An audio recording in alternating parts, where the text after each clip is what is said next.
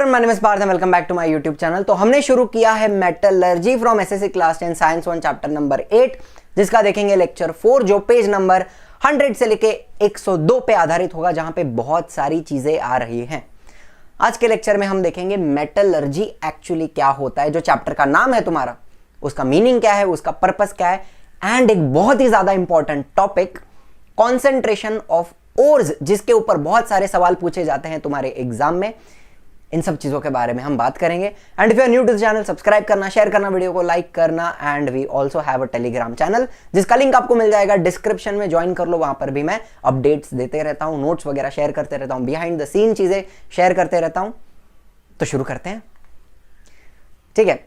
तो मेटलर्जी क्या है? सबसे पहली बात सुनो, ये जो पत्थर दिख रहा है ना, इस पत्थर में से हम मेटल को सेपरेट कर सकते हैं। इस पत्थर के अंदर मेटल है, उसको हम सेपरेट करेंगे, एक्सट्रैक्ट करेंगे। सुनो, पत्थर को बोलते हैं ओर, ठीक है। पत्थर में से हमने मेटल को एक्सट्रैक्ट किया using technology, science and technology. फिर इस मेटल को हम प्यूरिफाई करेंगे, इसका प्यूरिफिकेशन होगा, एंड फिर उस मेटल को हम यूज कर सकते हैं फॉर वेरियस पर्पसेस। सिंपल है ना कहानी। ओर में से मेटल को एक्सट्रैक्ट किया यूजिंग साइंस एंड टेक्नोलॉजी, फिर उस मेटल को प्योरीफाई किया एंड उसको यूज किया। यही तो बात है। तो देखो, the science and technology regarding the extraction of metal from ore. Ore में से मेटल को एक्सट्रैक्ट करना है, फिर उसको प्यूरिफाई करना है, उसका प्यूरिफिकेशन होगा, एंड फिर उसको तुम यूज कर सकते हो। The science and technology regarding the extraction of metal from ore and their purification for use is called as metallurgy. इस बेसिक बात को मेटलर्जी बोलते हैं। ये इसका डेफिनेशन है, एग्जाम में पूछ सकते हैं फॉर 1 मार्क। ठीक है, बेसिक बातें तो हमें समझ में आ गई। अब सवाल यह है कि ये जो मेटल्स हैं वो नेचर में हमें किस प्रकार से मिलते हैं, किस तरह से मिलते हैं। हमें देखना है the occurrence of metals, how metals are found in nature. 2 तरीके से मिलते हैं। कितने तरीके से? 2 तरीके। सबसे पहला होता है फ्री स्टेट। फ्री स्टेट मतलब क्या? देखो, अनरिएक्टिव मेटल्स। हमने मेटल्स की रिएक्टिविटी सीरीज पढ़ी है कि नहीं भाई और बहनों? उसका ट्रिक आपको बताया था मैंने। केनाली ने कार मांगी, ऑल्टोज एंड फरारी, फिर भी क्यों मिली सिल्वर ऑडी। तो जो एकदम नीचे वाले मेटल्स हैं उनकी रिएक्टिविटी सबसे कम है। Unreactive metals, they are not affected by air, water and other factors। मतलब ये जो अनरिएक्टिव मेटल्स होते हैं उनको हवा से, पानी से एंड नेचुरल फैक्टर्स मतलब टेम्परेचर एंड प्रेशर, इन चीजों से कोई फर्क नहीं पड़ता। ये मेटल्स किसी दूसरे एलिमेंट के साथ कंबाइन नहीं होते, ठीक है। They are found in free state. Example देता हूं, ये पत्थर दिख रहा है, this is gold ore, and इस पत्थर के अंदर आपको जितना भी येलो येलो कलर का चमकी चमकी पार्ट दिख रहा है वो प्योर गोल्ड है। वो क्या है? प्योर गोल्ड है। यहां पे गोल्ड किसी दूसरे एलिमेंट के साथ कंबाइंड नहीं है, वो मुझे प्योर फॉर्म में फ्री स्टेट में मिल रहा है। लेकिन बात तो है ना भाई, पत्थर के अंदर गोल्ड है तो उसे मुझे एक्सट्रैक्ट तो करना पड़ेगा, उसका प्योरिफिकेशन करना पड़ेगा, प्रोसेस तो करनी पड़ेगी काफी लंबी, ठीक है। लेकिन मुझे गोल्ड यहां पे फ्री स्टेट में मिल रहा है, किसी दूसरे एलिमेंट के साथ कंबाइंड नहीं मिल रहा है। समझ रहे हो बात? तो देखो भाई, जस्ट लाइक गोल्ड, सिल्वर भी है, प्लैटिनम भी है, ये सारे अनरिएक्टिव मेटल्स मुझे फ्री स्टेट में मिलते हैं। इनके ऊपर हवा का, पानी का, नेचुरल फैक्टर्स का कोई प्रभाव नहीं पड़ता, ठीक है। तो बाकी के जो मेटल्स हैं, रिएक्टिव मेटल्स, वो मुझे कंबाइंड स्टेट में मिलते हैं, ठीक है ना। Most metals are reactive and they do not occur in nature in free state. ये जो मेटल्स हैं वो फ्री स्टेट में नहीं मिलते, ये किसी दूसरे एलिमेंट के साथ कंबाइंड स्टेट में मिलते हैं। एग्जाम्पल लेके बात करते हैं, बहुत ही सिंपल है। देखो, मुझे ऑक्साइड फॉर्म मिलता है मेटल का, मतलब यहां क्या होगा? मेटल ऑक्सीजन के साथ कंबाइंड होगा, तो मुझे मेटल का ऑक्साइड मिल सकता है, या फिर मुझे मेटल का कार्बोनेट मिल सकता है। What is carbonate? CO3-2, CO3-2। तो मुझे कॉपर कार्बोनेट, जिंक कार्बोनेट, ये सारे ओर्स मिलते हैं, ठीक है। फिर मुझे सल्फाइड ओर मिलता है, मतलब यहां पर मेटल सल्फर के साथ कंबाइंड हो सकता है, एंड मुझे नाइट्रेट ओर भी मिलते हैं। यहां पर मेटल नाइट्रेट के साथ कंबाइंड होता है। What is nitrate? NO3-1। Carbonate क्या होता है? CO3-2 होता है। नाइट्रेट क्या होता है? NO3-1 होता है। ठीक है, बेसिक बातें समझ में आ गई। फ्री स्टेट क्या होता है? जहां पे मेटल प्योर फॉर्म में मिलता है। एंड कंबाइंड स्टेट क्या होता है? जहां पे मेटल किसी दूसरे एलिमेंट के साथ मुझे कंबाइंड मिलता है, इस तरह से। Oxide, carbonate, sulphide and nitrate. थोड़ी बेसिक बातें समझ में आ गई। अब सुनो, मेटलर्जी समझने के लिए, सीखने के लिए हमें कुछ बेसिक टर्म्स एंड टर्मिनोलॉजीज को समझना पड़ेगा। अब मान लो मुझे लोखंड एक्सट्रैक्ट करना है, मुझे लोखंड चाहिए। लोखंड नेचर में ऑक्साइड फॉर्म में मिलता है, आयन ऑक्साइड Fe2O3। ये मेरा मेटल का कंपाउंड है, ठीक है, आयन ऑक्साइड। लेकिन आयन ऑक्साइड अकेला नहीं आता, उसके साथ साथ बहुत सारा कचरा, इंप्योरिटी, ये सारी चीजें उसके साथ मिक्स्ड होती हैं। ये जो पत्थर आपको दिख रहा है, इस पत्थर के अंदर आयन ऑक्साइड है, मेटल का कंपाउंड है, लेकिन उसके साथ साथ बहुत सारा कचरा भी है, इंप्योरिटीज भी है। ठीक है, तो हम क्या बोलेंगे? सुनो, the compound of metal that occur in nature along with impurities.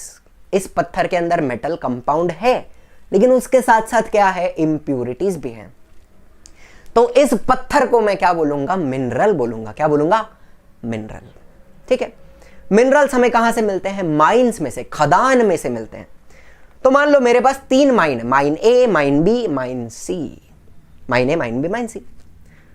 अब बात ऐसी है ना, माइन ए का जो मिनरल है, बहुत ध्यान से सुनना ये कहानी, माइन ए का जो मिनरल है, उस मिनरल में सिर्फ 50% मेटल कंपाउंड है। 50% मेटल कंपाउंड के साथ 50% कचरा है, इंप्योरिटी है। एंड ये माइन ए 700 फीट डीप है।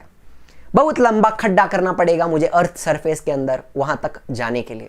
एंड खड्डा करने में पैसे लगते हैं भाई, खड्डा करना सस्ता नहीं है।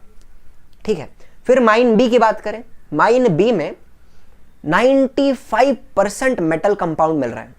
मिनरल जो है ना, 95% मेटल कंपाउंड है, सिर्फ 5% कचरा है।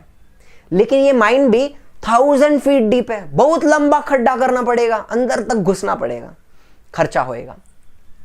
एंड माइन सी जो है, वहां का जो मिनरल है उसमें 80% मेटल कंपाउंड है, सिर्फ 20% कचरा है। लेकिन ये माइन सी 500 फीट डीप है, ज्यादा दूर नहीं जाना पड़ेगा, ज्यादा अंदर तक नहीं घुसना पड़ेगा। तो सस्ता कहां पड़ रहा है? माइन सी में से, है ना। तो हम क्या बोलेंगे? ध्यान से सुनना, the minerals from which metal can be separated economically.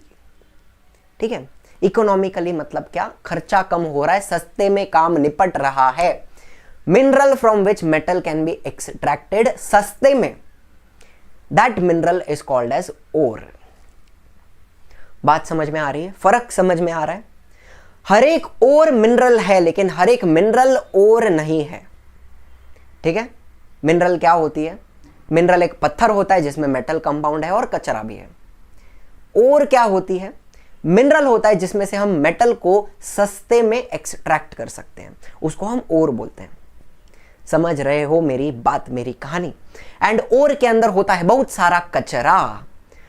Ores contain many types of impurities such as मिट्टी, रेती और छोटे छोटे पत्थर, soil, sand and rocky substances along with metal compound. तो ये जो कचरा है ना, ये जो इंप्योरिटी है, मिट्टी, रेती, छोटे छोटे पत्थर, इस कचरे को हम बोलते हैं gangue. Impurities are called as gangue. गंगू, गांगू, गैंग्यू, ऐसा सब नहीं बोलने का। गांजू, गिंजू कुछ नहीं बोलने का। गैंग, क्या बोलेंगे? Gangue. The impurities are called as gangue. ठीक है, 3 बातें समझ में आ गई। हमने मिनरल को समझा, हमने ओर को समझा एंड हमने गैंग को समझा। हमें 3 टर्म्स समझ में आ गए, टर्मिनोलॉजी समझ में आ गई। ठीक है यहां तक। तो अब मेटलर्जी के कुछ बेसिक स्टेप्स होते हैं, वो स्टेप्स हमें समझने हैं। सबसे पहले हमने माइनिंग की, ठीक है, हमने खुदाई की।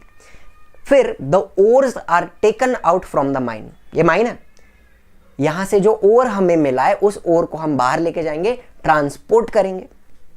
ठीक है, फिर ये जो मशीन दिख रही है ना, जो गोल गोल घूम रहा है सिलेंडर, इस मशीन को बोलते हैं बॉल मिल। क्या बोलते हैं? Ball mill. एंड इस घूमते सिलेंडर के अंदर होते हैं बहुत सारे बॉल्स। एक्सक्यूज मी, मेटल के बड़े बड़े बॉल्स दिख रहे हैं अंदर। इसके अंदर हम हमारे ओर के पत्थर डाल देंगे एंड फिर ये सिलेंडर ऐसा ऐसा घूमेगा। एंड घूमेगा तो क्या होगा? ये सारे बॉल्स अपने ओर को क्रश कर देंगे। जस्ट लाइक अ चक्की, आटे का चक्की होता है ना, हम यहाँ पे आटा बना रहे हैं। ओर के जो पत्थर हैं उनको हम क्या कर रहे हैं? क्रश कर रहे हैं। ठीक है, पाउडर बन जाएगी। फिर क्या करना है? द गैंग, गैंग मतलब क्या? कचरा। The gangue is usually separated from the ore at the site itself by various methods. मतलब अब क्या करना है? ओर जो है हमारी पाउडर है, उसमें से हमें कचरे को सेपरेट करना है यूजिंग वेरियस मेथड्स। तो ये सारी जो मेथड्स हैं, इनके बारे में हम डिटेल में पढ़ने वाले हैं। ठीक है, ओर में से कचरे को सेपरेट करेंगे। फिर क्या करना है? Ore will be carried out to a place where metals are produced. Metal manufacturing plant होता है, टाटा स्टील प्लांट, वहां पर हम ओर को लेके जाएंगे and the metals will be extracted in pure form. Metal हमें मिल जाएगी। ठीक है, फिर उसका और प्रोसेसिंग होगा और प्यूरिफिकेशन होगा। The metals will be further purified by different methods of purification. तब जाके हमें मिलेगी प्योर मेटल, हमारी प्रॉपर मेटल, जिसको हम अलग अलग पर्पस के लिए यूज कर सकते हैं। समझ में आ रही है बात? ओर को बाहर निकाला, उसको क्रश किया, पाउडर बनाया, उसमें से गैंग को सेपरेट किया। फिर क्या किया भाई? मेटल मैन्युफैक्चरिंग प्लांट में लेके गए, वहां पे मेटल्स को एक्सट्रैक्ट किया in pure form using science and technology. And फिर लास्ट में क्या हुआ? मेटल का प्यूरिफिकेशन हुआ। इस पूरे कहानी को, कार्यक्रम को हम क्या बोलते हैं? मेटलर्जी बोलते हैं। अब बात समझ में आई क्या होती है metallurgy? Extraction and purification of metal, simple as that. स्वागत है आपका to basic principles of metallurgy. हमारा पहला प्रिंसिपल, पहला स्टेप, कॉन्सेंट्रेशन ऑफ ओर। अब यहां पर कॉन्सेंट्रेशन का मतलब ये नहीं होता है, मैंने आपको बताया ओर के अंदर बहुत सारी इंप्यूरिटी है, गैंग है, मिट्टी, रेती, छोटे छोटे पत्थर। क्या ये इंप्यूरिटीज हमें चाहिए? नहीं चाहिए। हमें इनको निकालना है, इनको सेपरेट करना है। हम क्या बोलेंगे? The process of separating gangue, impurities को सेपरेट करने का जो प्रोसेस है from the ore is called as concentration of ore. Simple as that, gangue को सेपरेट करना है। लेकिन यहां पर कॉन्सेंट्रेशन, ये जो वर्ड है, इसका मतलब क्या होता है ये हम समझ लेते हैं थोड़ा। सिंपल एग्जांपल देता हूं। बीकर है, बीकर के अंदर हम पाउडर्ड ओर डालेंगे। ओर के जो बड़े बड़े पत्थर थे ना, उसको मैंने बॉल मिल में पिस दिया, उसका आटा बना दिया। ठीक है ना, रोटेटिंग सिलेंडर याद है ना वो। पाउडर्ड ओर हम इसके अंदर डालेंगे इस तरह से। अब यहां पर येलो कलर के जो पार्टिकल हैं वो गैंग पार्टिकल है, impurity, just for representation. And जो रेड कलर के पार्टिकल्स हैं वो क्या है? वो हमारे मेटल कंपाउंड के पार्टिकल हैं जो मुझे चाहिए। क्या करना है हमें? गैंग को सेपरेट करना है। ठीक है, कर देते हैं। चलो, हटा दिया गैंग को। सारा का सारा गैंग नहीं निकलता है, थोड़ा थोड़ा रह जाता है, लेकिन जितना हो सके उसको निकालने की हम कोशिश करते हैं। लेकिन अब मुझे एक बात बताओ, क्या इस बीकर में गैंग कम हो गया? तो कैन आई से मेटल कंपाउंड की क्वांटिटी ज्यादा हो गई? बीकर के अंदर गैंग कम है, मेटल कंपाउंड ज्यादा हो गया है। यस और नो? हम क्या बोलेंगे? The concentration of the compound of the desired metal is increased. Concentration मतलब क्या? क्वांटिटी, प्रमाण। मेटल कंपाउंड का क्वांटिटी बढ़ गया, इसको हम बोलते हैं concentration. Simple as that. Chemistry में कभी भी अगर आप कॉन्सेंट्रेशन ये वर्ड सुनते हो तो इसका बेसिक मतलब होता है कि क्वांटिटी किसी चीज की ज्यादा है। अगर मैं बोलूं compound A is more concentrated, मतलब उसकी क्वांटिटी ज्यादा है। सिंपल। कॉन्सेंट्रेशन मतलब क्वांटिटी की बात कर रहे हैं। तो अभी ये प्रोसेस करने के लिए बहुत सारी मेथड्स अवेलेबल है। ठीक है, various ways are available for this purpose. लेकिन कौन सी मेथड हमें यूज करनी है ये किस चीज पे डिपेंड करता है? कुछ फैक्टर्स पे डिपेंड करता है। सबसे पहला फैक्टर है physical property of the metal and the gang.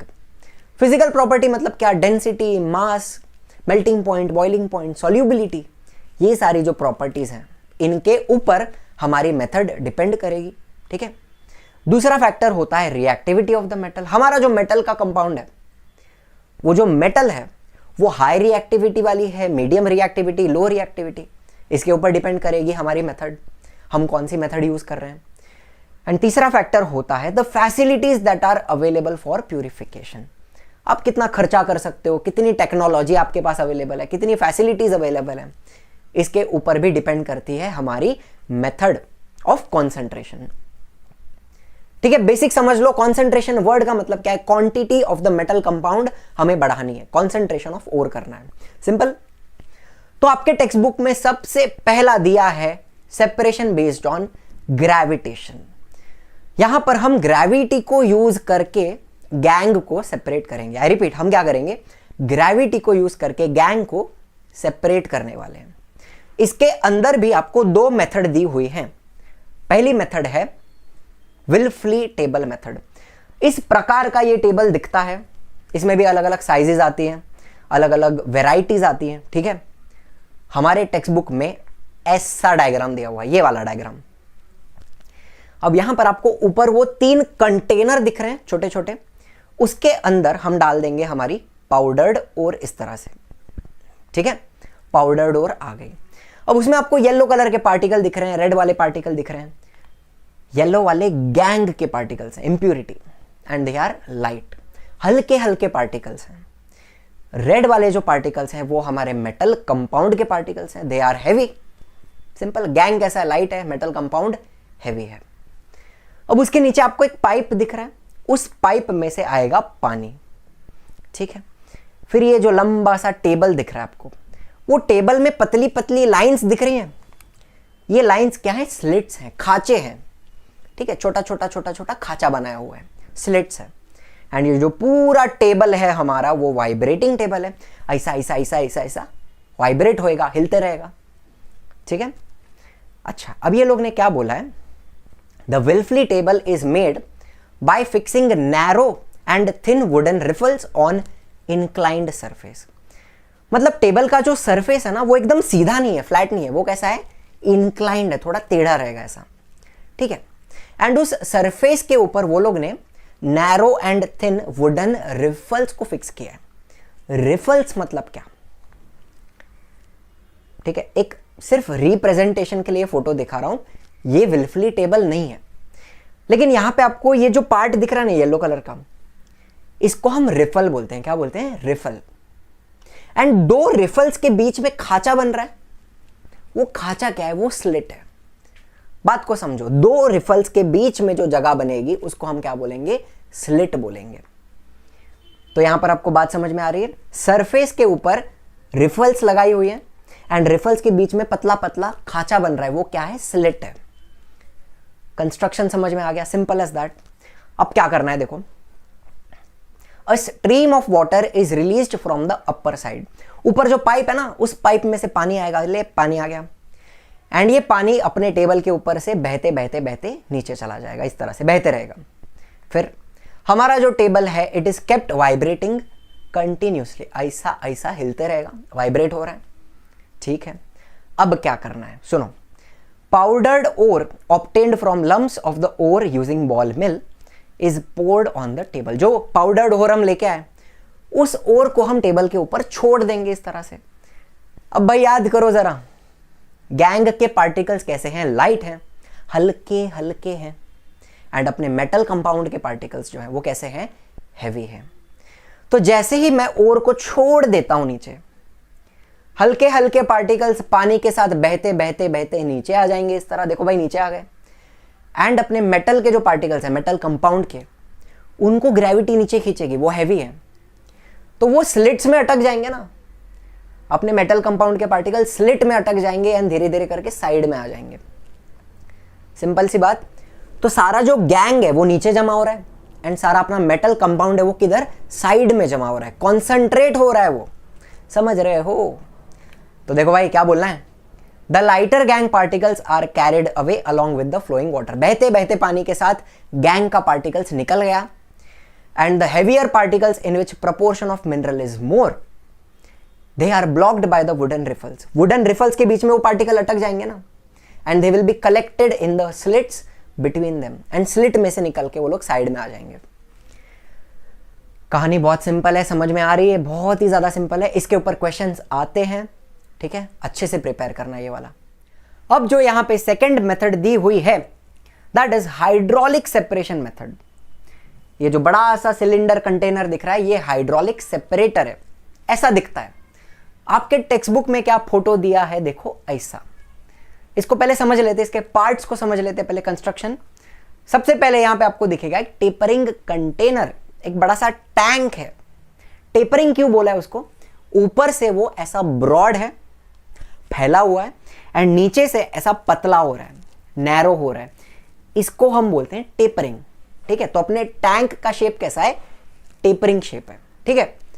नीचे से एक पाइप दिख रहा है आपको, वहां से पानी अंदर आएगा, उसको बोलेंगे वाटर इनलेट। इनलेट मतलब जहां से पानी अंदर आएगा।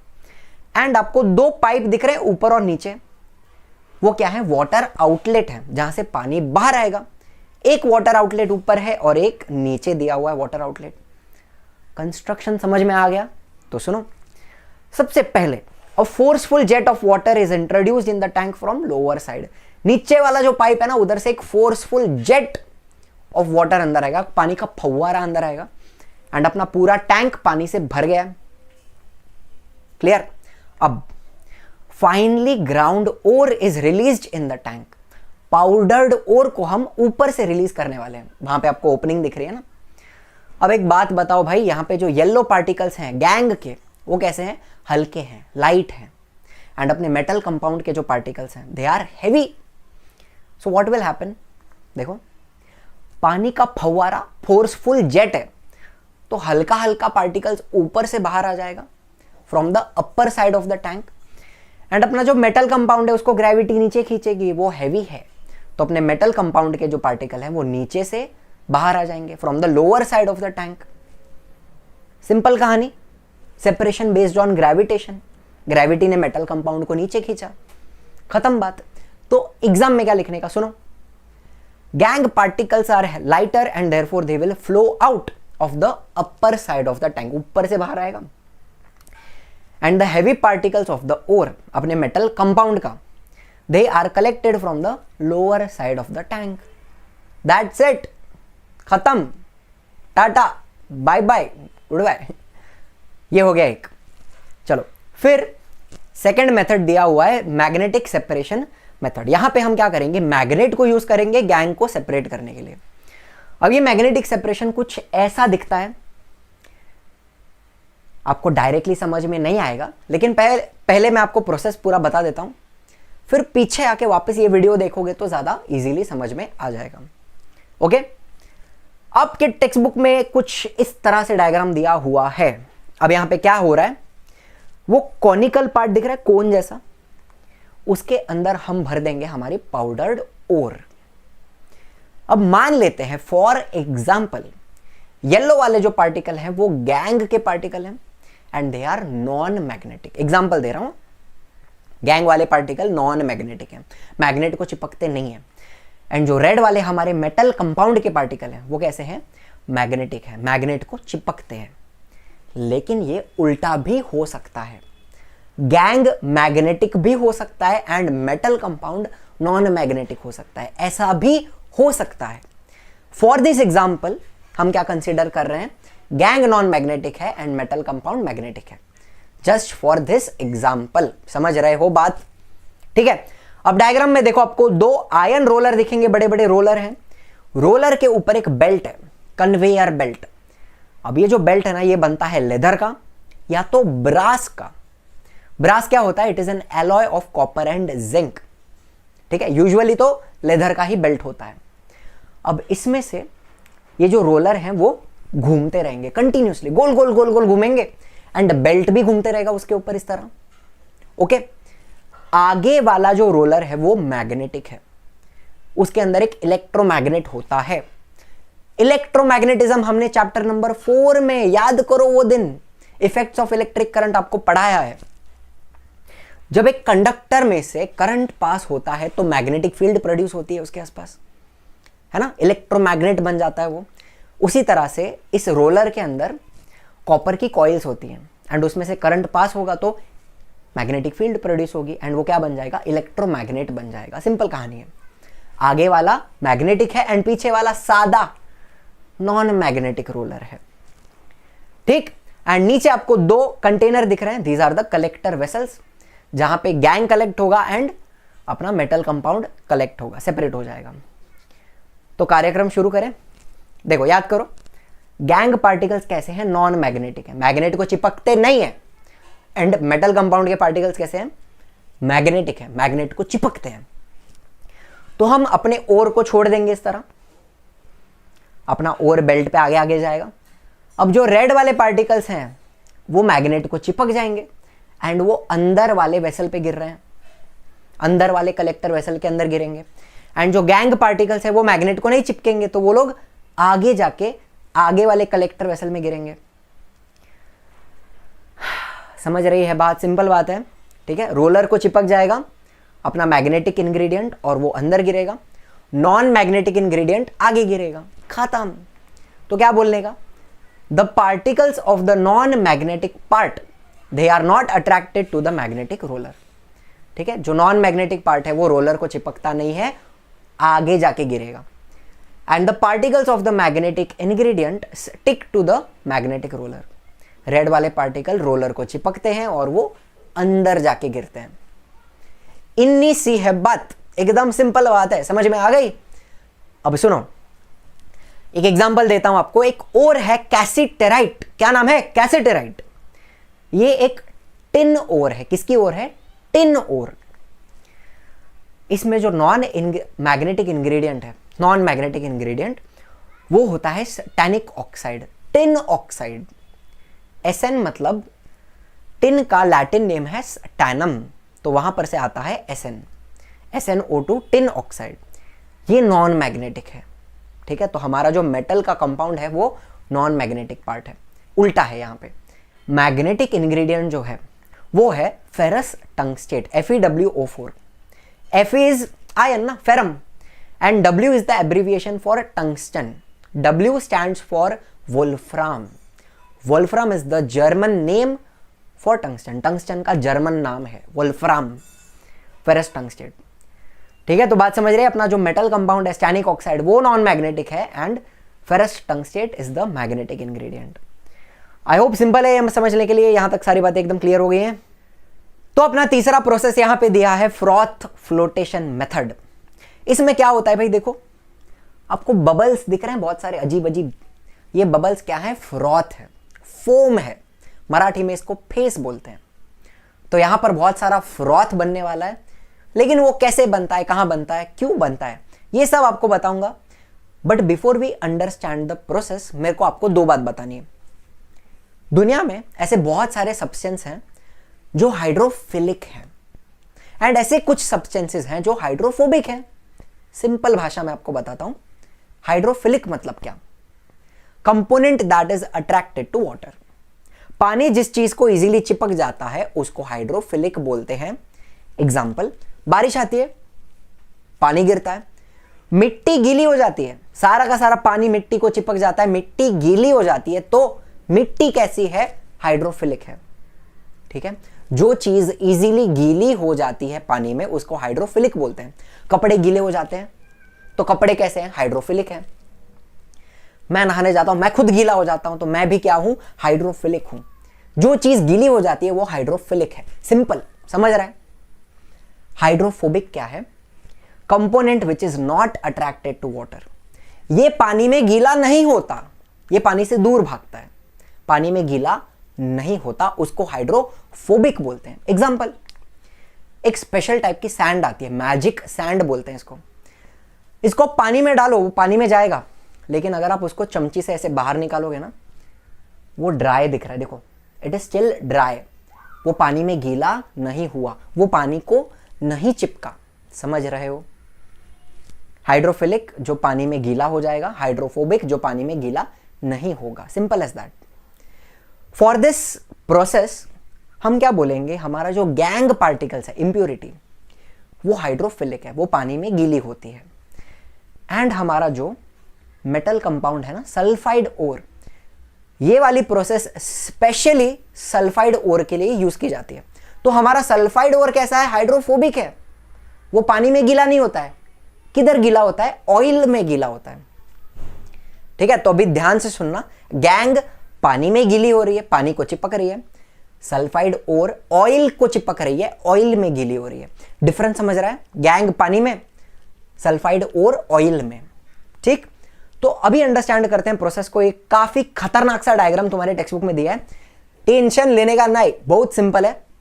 एक टैंक दिख रही है बीच में, सबसे पहले हम उसके अंदर पानी डालेंगे लेफ्ट साइड से। देखो भाई, ये आ गया अपना पानी, टैंक में पानी भर दिया, बिल्कुल बढ़िया। अब हम लेंगे फाइनली ग्राउंड और अपना पाउडर्ड और पानी में डाल देंगे। देखो भाई, रेड एंड येलो पार्टिकल्स आ गए हैं। ठीक है, अब हम डालेंगे तेल, ऑयल, या तो पाइन ऑयल या तो यूकलिप्टस ऑयल, नीलगिरी का तेल। पाइन ऑयल या तो यूकलिप्टस ऑयल। ये पिवड़ा पिवड़ा आ गया अपना तेल, पिवड़ा नहीं रहता है बट जस्ट फॉर रिप्रेजेंटेशन पिवड़ा कलर का दिखा है। ठीक है, पानी डाला और डाला, ऑयल डाला। अब हम क्या करेंगे? अच्छा एक बात याद करो, गैंग कैसा है? गैंग अपना हाइड्रोफिलिक है, पानी में गीला होता है, एंड अपना सल्फाइड और कैसा है? ऑयल में गीला होता है, ऑयल को चिपकता है। ये बात याद रखना। अब pressurised air is blown through the water, ऊपर एक और पाइप दिख रहा है, उसमें से तेज हवा, प्रेशराइज्ड एयर हम ब्लो करेंगे। देखो भाई, हवा आ गई, टैंक के अंदर हवा भर दी। अब आपको बीच में, टैंक के बीच में एक एजिटेटर, ऐसा एक पंखा दिख रहा है गोल। There is an agitator rotating around its axis, ऐसा ऐसा गोल गोल घूमते रहेगा वो, at the centre of the flotation tank. अब मुझे एक बात बताओ, ये पंखा गोल गोल घूमेगा तो सारी चीजें मिक्स होंगी, ऑयल, वाटर, एयर बबल्स, सब कुछ मिक्स होने वाला है। तो कहना इसे फेस बनेगा, फोम बनना शुरू होगा यहां पर। Due to constant agitation a foam will be formed from oil, water and air bubbles. देखो भाई, इस तरह से। एंड ये जो फोम है, फेस, ये अपने टैंक के ऊपर फ्लोट करने लगेगा। फ्लोट कर रहा है, इस प्रोसेस को हम क्या बोलेंगे? Froth flotation process. Very simple. अब एक बात आपको बताता हूं, जो ऑयल वाला फ्रॉथ रहेगा, एकदम ऑयल वाले जो बबल्स रहेंगे वो ऊपर फ्लोट करेंगे, ऑयल वाले बबल्स ऊपर फ्लोट करेंगे, नीचे पानी पानी रहेगा, टैंक के नीचे पानी पानी रहेगा। अपना सल्फाइड और हाइड्रोफोबिक है, किसको चिपकता है? वो ऑयल को चिपकता है। तो क्या होएगा? Particles of the sulphide ore float with the foam on water as they preferentially get wetted by the oil. Simple भाषा में, अपना सल्फाइड और किसको चिपकेगा? ऑयल को चिपकेगा, एंड बबल्स के साथ वो ऊपर आएगा, एंड उसको हम ऊपर से बाहर निकाल लेंगे। सल्फाइड और ऑयल में गीला होता है तो बबल्स के साथ ऊपर आ जाएगा, उसको हम बाहर निकाल लेंगे from the top. Simple.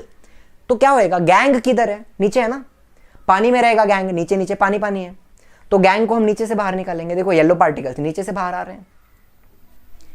Story समझ में आ गई? बहुत ही सिंपल सी स्टोरी है। सल्फाइड और ऑयल को चिपका, ऑयल में वेट हो गया, बबल्स के साथ ऊपर आ गया, बाहर निकाल लिया। गैंग किधर है? पानी में, नीचे है, उसको नीचे से बाहर निकाल लो, खत्म। इतना ही है। तो एग्जांपल दिया हुआ है यहां पे हमें, एक जिंक की और होती है zinc blende, zinc sulphide, ZnS। इसको यूज, इसमें से गैंग को सेपरेट करने के लिए फ्रॉथ फ्लोटेशन यूज किया जाएगा। And we have copper pyrite, CuFeS2, copper की ओर है। इसमें से भी गैंग निकालने के लिए हम क्या यूज करते हैं? फ्रॉथ फ्लोटेशन मेथड यूज करते हैं। Any difficulty? I hope not. कुछ भी डिफिकल्टी है तो do let me know, posted in the comments. आगे चलते हैं भाइयों और बहनों। लास्ट प्रोसेस जो आपके टेक्स्ट बुक में यहां पे दी है, that is leaching, a very very very simple process, and this is the first step in the extraction of aluminium, gold and silver. Aluminium, gold और सिल्वर के एक्सट्रैक्शन का पहला स्टेप कौन सा होता है? लीचिंग होता है। प्रोसेस बहुत ही ज्यादा सिंपल है। देखो क्या करने का, अपना जो पाउडर्ड ओर है ना, उसको हम बीकर में लेंगे। इस तरह से दिख रहा है, red particle, yellow particle, yellow वाले गैंग है, रेड वाले अपने मेटल कंपाउंड के पार्टिकल्स हैं। बढ़िया। अब हम एक केमिकल सॉल्यूशन लेंगे एंड उस सॉल्यूशन को इस बीकर में डाल देंगे। कौन सा केमिकल सॉल्यूशन यूज करना है ये डिपेंड करेगा ओर के ऊपर। अलग अलग ओर के लिए अलग अलग केमिकल सॉल्यूशंस यूज किए जाते हैं। ठीक है, तो हमने सॉल्यूशन डाल दिया एंड नीचे से बर्नर चालू करके हम हीट प्रोवाइड करेंगे, एनर्जी प्रोवाइड करेंगे। इसको हम छोड़ देंगे 8, 9, 10 घंटे के लिए छोड़ देना है। धीरे धीरे रिएक्शन होगा। क्या होएगा पता है? अपना जो मेटल का कंपाउंड है ना, वो सॉल्यूशन के साथ रिएक्ट करेगा एंड पूरी तरह डिसॉल्व हो जाएगा सॉल्यूशन के अंदर। ध्यान से देखो उधर, देखो देखो, मेटल कंपाउंड धीरे धीरे रिएक्ट करते करते सॉल्यूशन में डिसॉल्व हो गया। लेकिन अपना जो गैंग है, इंप्यूरिटी, वो रिएक्ट नहीं करता है। गैंग वैसा का वैसा ही है ना, मेटल कंपाउंड डिसॉल्व हो गया, गैंग वैसा ही है, अनडिसॉल्व्ड। तो क्या करना है? बहुत ही सिंपल, इसको करेंगे फिल्टर। जैसे ही मैं इसको फिल्टर करता हूं, मेरे को एक बात बताओ, सारा गैंग इंप्यूरिटी सेपरेट हो गया ना, ऊपर आ गया एंड अपना मेटल का कंपाउंड किधर है? सॉल्यूशन के अंदर डिसॉल्व्ड है। उसको और प्रोसेसिंग लगेगा आगे जाके, लेकिन गैंग सेपरेट हो गया तो अपना काम हो गया। ठीक है ना? कॉन्सेंट्रेशन ऑफ बॉक्साइट, बॉक्साइट क्या है? एल्यूमिनियम का ओर है। It is done by leaching method and ये पूरी प्रोसेस हम डिटेल में नेक्स्ट लेक्चर में देखने वाले हैं। ठीक है, तो ज्यादा कुछ अभी नहीं बताऊंगा यहाँ पे मैं। बेसिक बातें तो समझ में आ गई। Leaching is a very simple process जहां पे मेटल कंपाउंड एक केमिकल सॉल्यूशन में डिसॉल्व हो जाता है, गैंग डिसॉल्व नहीं होता। खत्म। तो यहीं पर समाप्त होता है हमारा आज का लेक्चर। हमने मेटलर्जी स्टार्ट किया, उसके सारे बेसिक्स पढ़े, टर्म्स, टर्मिनोलॉजीज पढ़ी, काफी सारी कॉन्सेंट्रेशन ऑफ ओर की प्रोसेसेस पढ़ी, separation by gravitation, magnetic separation देखा, फ्रॉथ फ्लोटेशन, लीचिंग, सब कुछ देखा। आई होप सारी प्रोसेसेस एकदम क्लियर हैं। कुछ भी डाउट आता है तो please post it in the comments and अगर वीडियो अच्छा लगा है तो लाइक करना, शेयर करना, सब्सक्राइब करना चैनल को and thank you so much for watching. Peace out.